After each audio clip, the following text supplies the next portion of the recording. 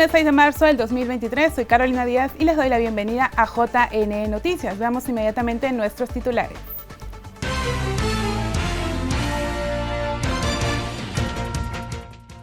Jurado Nacional de Elecciones fiscalizó segunda jornada electoral de elecciones internas.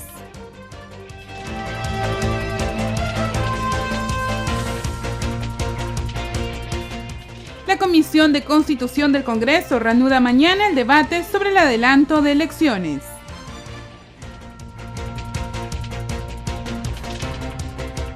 Y hasta el 14 de marzo se deberán presentar listas de candidatos ante el Jurado Electoral Especial de Lima.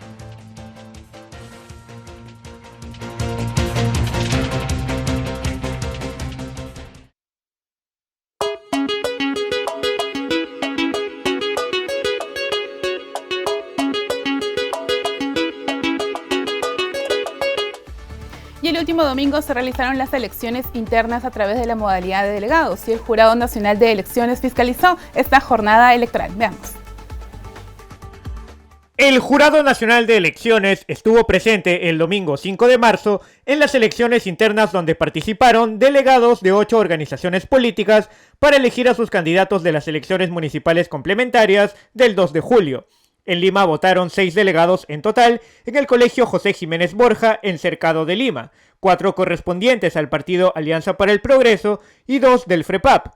Miguel de la Cruz, especialista en fiscalización del JNE, precisó también otros detalles como la cantidad de mesas de votación en la capital. El Jurado Nacional de Elecciones, a través de los fiscalizadores, está garantizando la instalación de las mesas, está garantizando el correcto funcionamiento de las mismas y que el escrutinio sea fiel reflejo de los afiliados que van a votar el día de hoy para elegir a sus candidatos en los distritos que conforman estas elecciones municipales complementarias 2013. Estamos presentes en las 5 regiones en las cuales las organizaciones políticas han optado por la modalidad mediante delegados para elegir a sus listas de candidatos.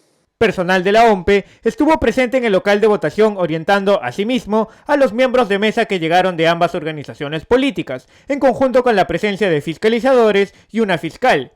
La primera mesa de sufragio, en Lima, se instaló a las 7:28 de la mañana y participaron en total 22 delegados en todo el país. Nosotros como OMPE estamos organizando un poco el proceso general para las organizaciones políticas en coordinación con ellos, ¿no? Es importante también mencionar, ha habido 21 organizaciones políticas en el proceso general, pero hoy día participan 8 organizaciones políticas, 2 partidos políticos y 6 movimientos regionales. Las elecciones internas de hoy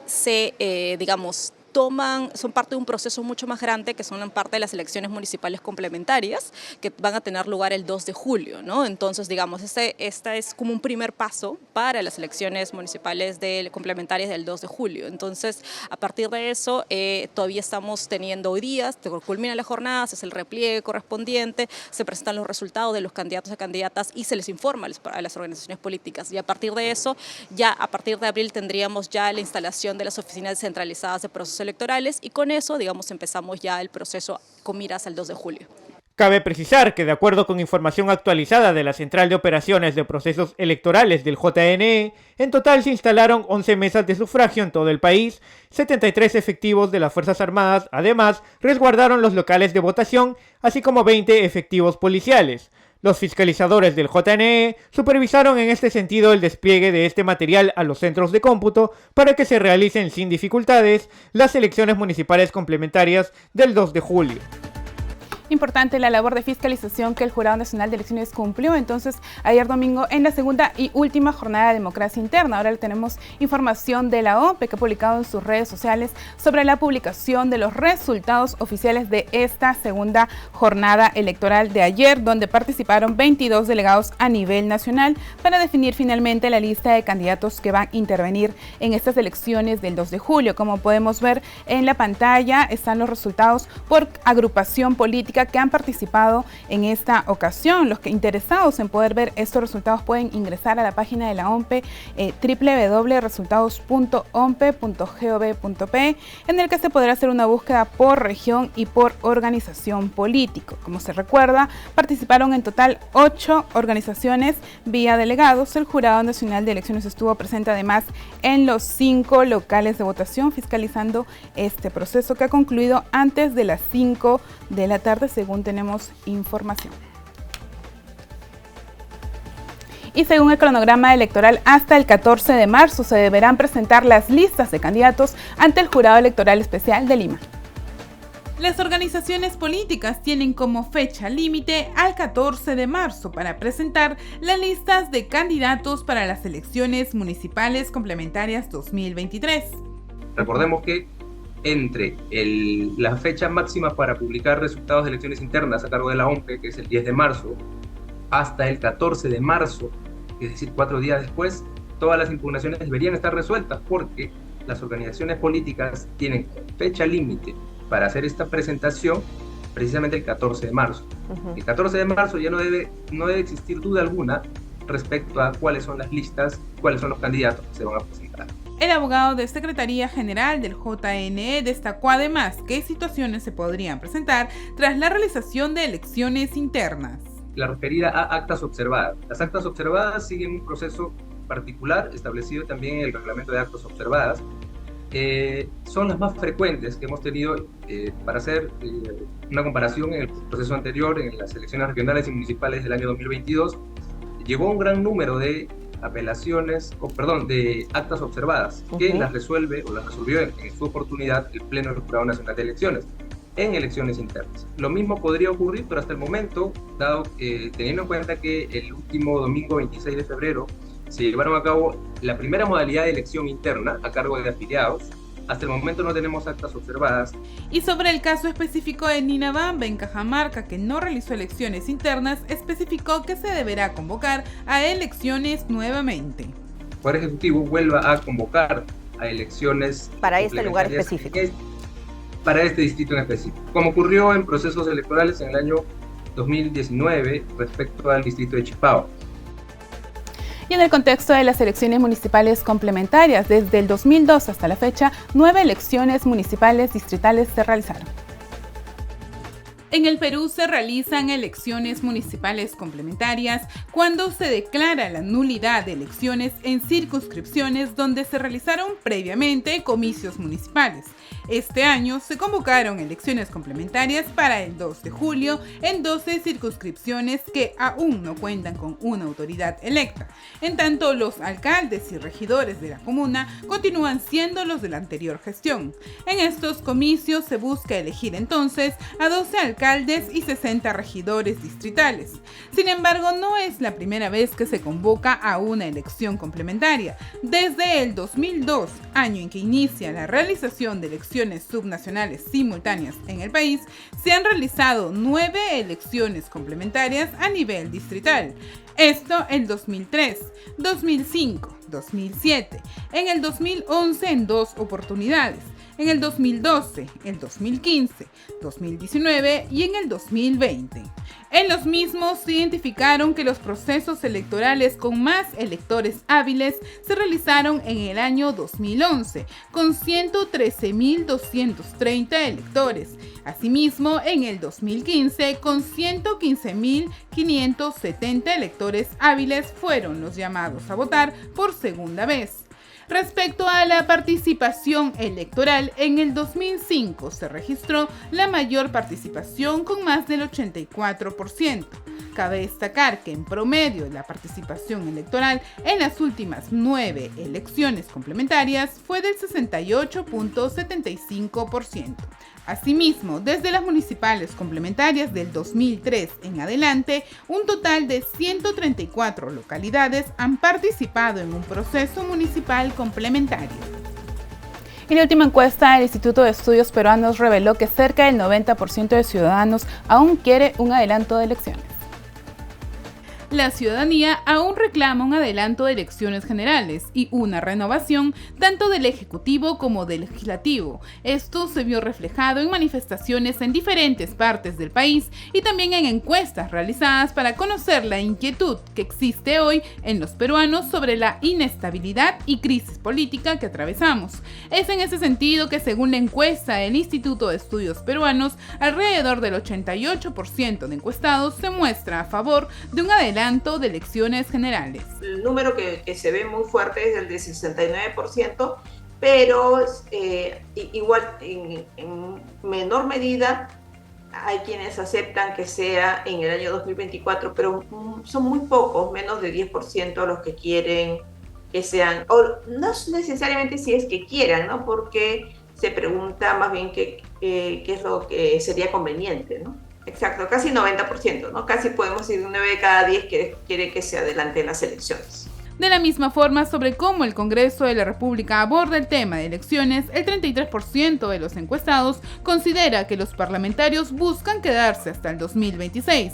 Asimismo, el Parlamento cuenta solo con un 6% de aprobación. Es la aprobación más baja que ha tenido el Congreso a lo largo de todo este periodo. Y hay que decir también que empezó con una aprobación baja, ¿no? O sea, en general los congresos empiezan con una aprobación baja, pero el hecho de no atender, ser tan insensibles a las demandas de la población, a las demandas de la ciudadanía que pide que se adelanten las elecciones, y son quienes salen a medios, quienes tienen, yo creo que se muestra muy poca empatía con la ciudadanía a la que deberían representar. Entonces, desde algo tan fuerte y tan importante como es un adelanto de elecciones. Sin embargo, todo estaría en manos del Congreso para que puedan debatir en pleno un posible adelanto de elecciones y buscar el mejor panorama para el país y los peruanos.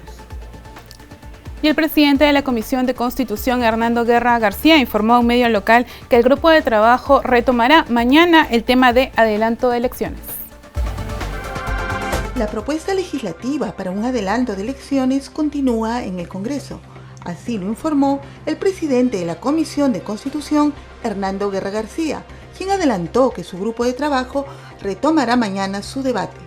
Cabe recordar que esta propuesta se puso a reconsideración por parte del congresista de Renovación Popular Jorge Montoya, quien proponía además que ningún proyecto de ley sobre este tema pueda debatirse en esta segunda legislatura. Sin embargo, su solicitud fue desestimada por el Pleno con 41 votos a favor, 63 en contra y 3 abstenciones. Como se recuerda, el Congreso ha rechazado hasta en 4 oportunidades el adelanto de elecciones.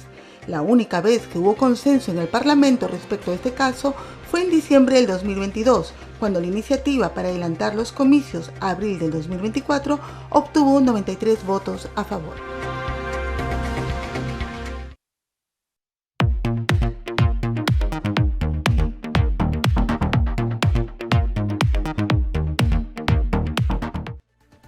Bien, y ahora en la entrevista en JN Noticias vamos a hablar sobre el adelanto de elecciones en la Comisión de Constitución y los nuevos escenarios políticos. Para ello estamos con el analista político y abogado constitucionalista Eric Urbina. Muy buenos días.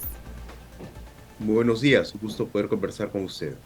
Bien, señor Eric Urbina, por favor, tras este rechazo de reconsideración del Pleno del Congreso y que vuelve a Comisión de Constitución un proyecto de adelanto de elecciones, por favor, para que la ciudadanía pueda conocer en qué estado está este adelanto de elecciones, si es que vuelve a foja cero, cuál va a ser el procedimiento en este grupo de trabajo. Bien, al tratarse de una reforma de la Constitución, tiene que primero ser dictaminado por la Comisión de Constitución. Ahora mismo están analizando el último proyecto que fue enviado por el Poder Ejecutivo para primero ver cuáles serían los términos y condiciones de este adelanto de elecciones y con un dictamen favorable de la Comisión de Constitución se trasladaría este debate al Pleno del Congreso de la República.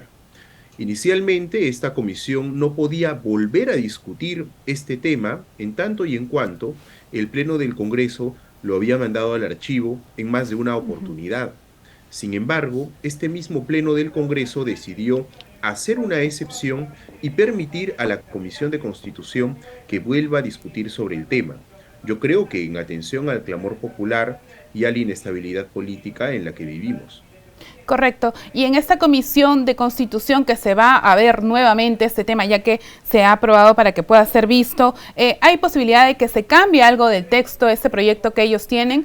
¿Van a volver quizás a llamar a especialistas para que puedan ver el tema de adelanto de elecciones dentro de la comisión de constitución? Sí. La comisión tiene total autonomía y por lo tanto puede hacer las variantes que considere sobre el texto que ha propuesto el Poder Ejecutivo. Podría incluso modificar la fecha, ¿no?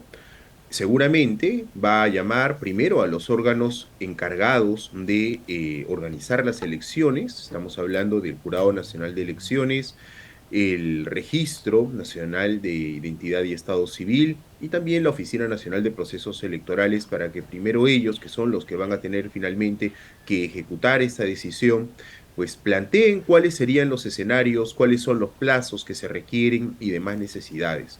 Posterior a ello, es probable que se inviten algunos expertos en la materia, pero ya han recibido a más de uno. Esta comisión ha escuchado a muchos expertos en materia electoral y constitucional, así que yo creo que no sería necesario. Obviamente sí es importante escuchar a los titulares de los órganos electorales, porque la decisión que tomen va a tener un impacto en el calendario electoral y todo este proceso que se tiene que realizar.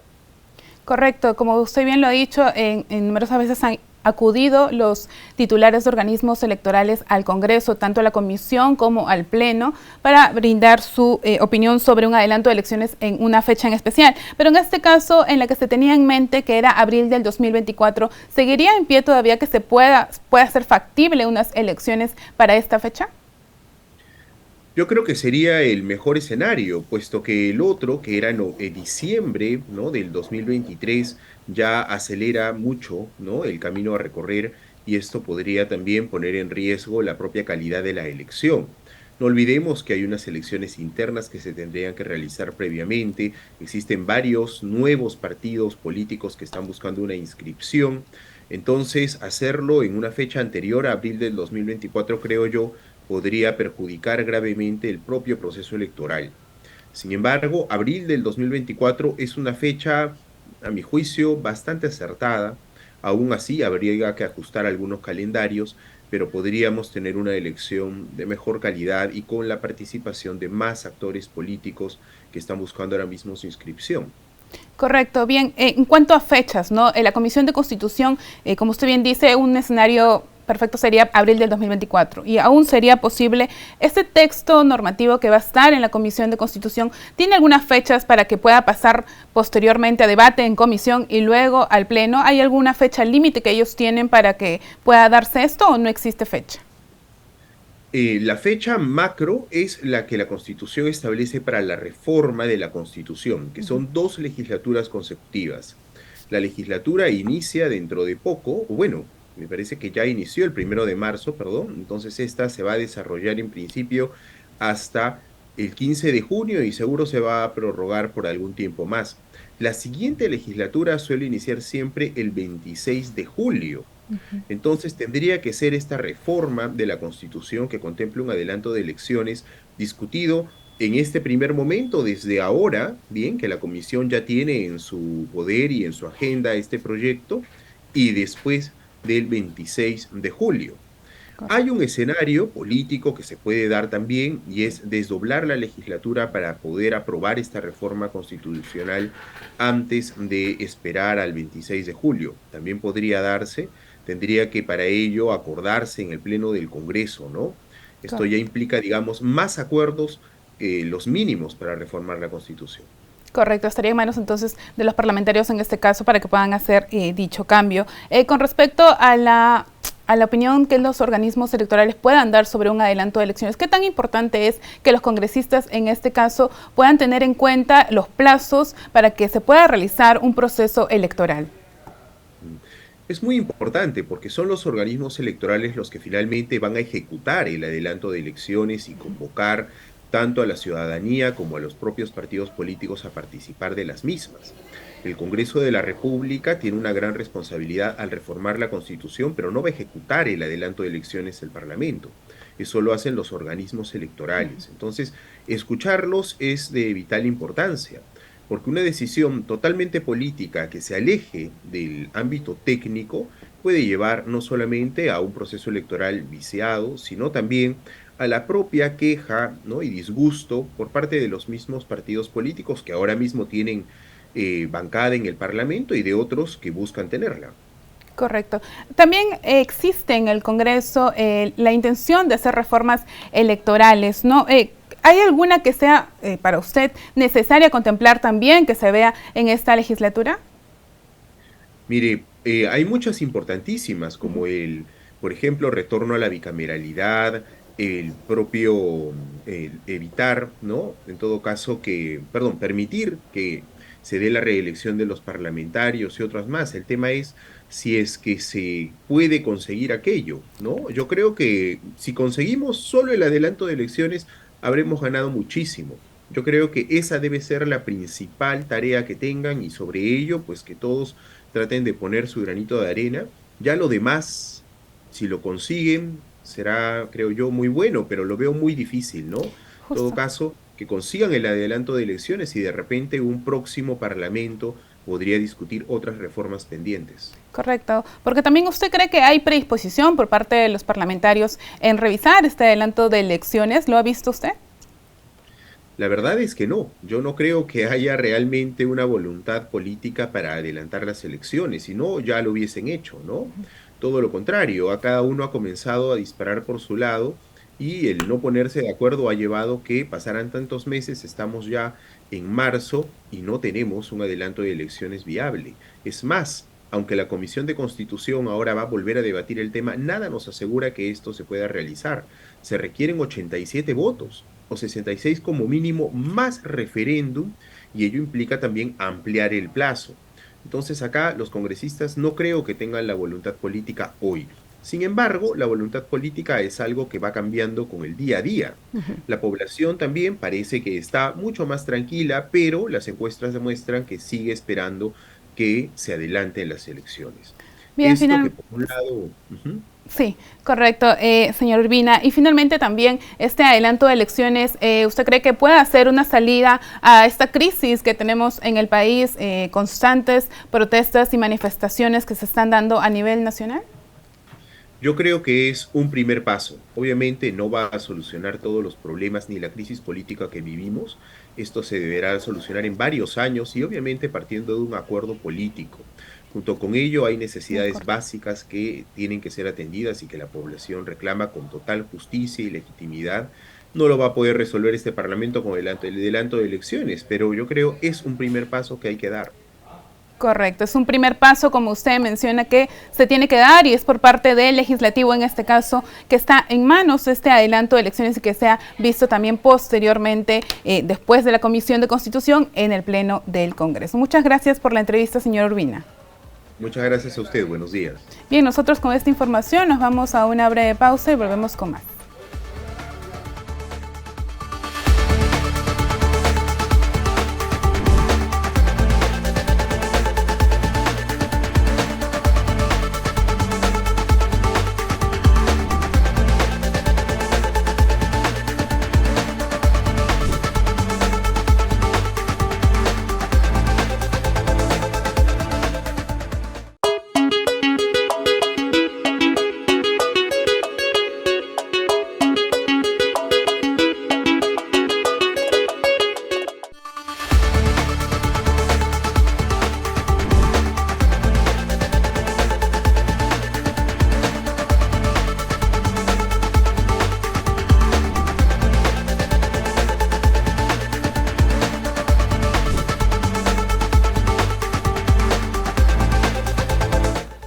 Gracias por continuar aquí en JN Noticias. Ahora en la siguiente nota, conozca a los candidatos propuestos por las bancadas para que asuma el cargo de Defensor del Pueblo. Recientemente concluyó la segunda etapa del proceso para la elección del Defensor del Pueblo, en la cual los grupos parlamentarios presentan a sus postulantes invitados. Por ello, las bancadas del Congreso de la República han presentado sus candidatos para ocupar dicho cargo. Entre ellos se encuentran Gastón Soto Ballenas, expresidente del desaparecido Consejo Nacional de la Magistratura, propuesto por Alianza para el Progreso y Somos Perú; el constitucionalista Jorge Luis Rioja, propuesto por el Bloque Magisterial y Acción Popular.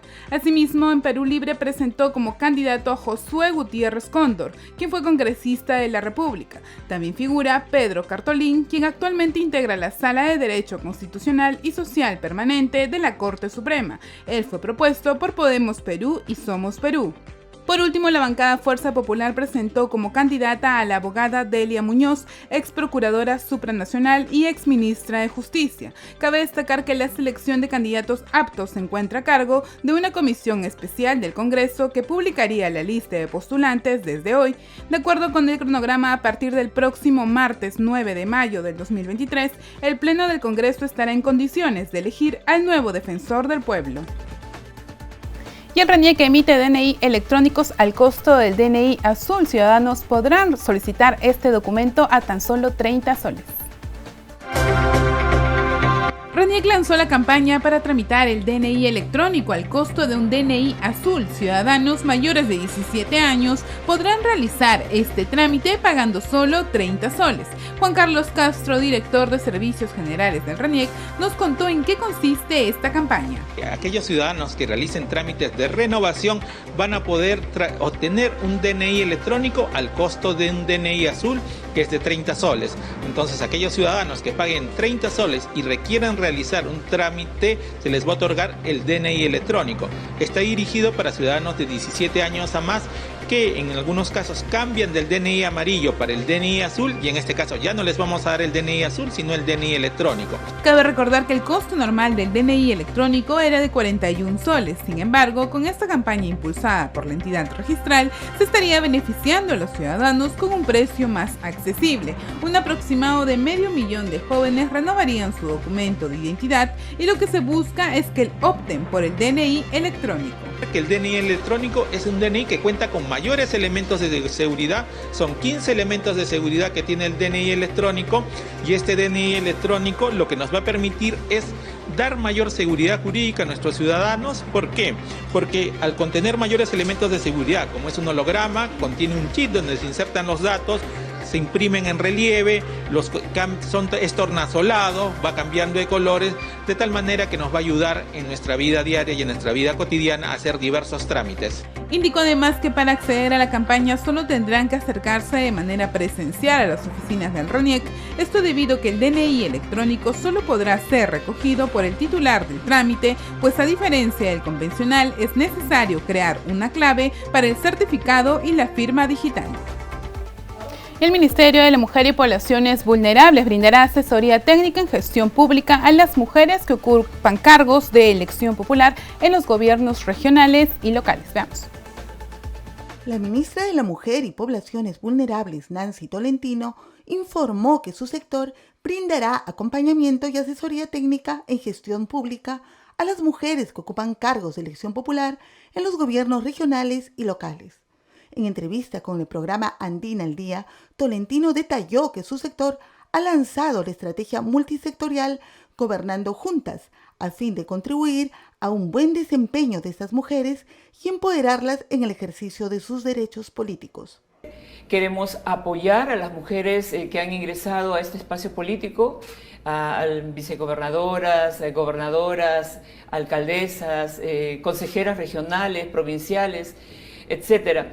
A todas ellas le vamos a brindar asistencia técnica para que conozcan cómo se gestionan las políticas públicas. Asimismo, agregó que todas ellas podrán participar en cursos virtuales de la Presidencia del Consejo de Ministros sobre el planeamiento y modernización del Estado, los que se complementarán con programas de capacitación de su sector. Consideró que esta estrategia además permitirá que las mismas mujeres puedan replicar estas capacitaciones de gestión pública. ¿En qué sentido? En que conozcan nuestras políticas, puedan, si es que no se aplica en sus territorios, llevarlas a sus territorios y puedan también ellas provocar cambios, en el sentido de implementar servicios de prevención de la violencia, servicios de hogares de refugio temporal, pero también capacitación a las niñas, a las adolescentes en sus territorios. Asimismo, adelantó que en los próximos meses se lanzará un programa mediante el cual se podrán certificar los estudios técnicos de las adolescentes a fin de que consigan un empleo digno. Gracias por acompañarnos hoy en JN Noticias. Ahora los dejamos con imágenes de Junín. Hasta mañana.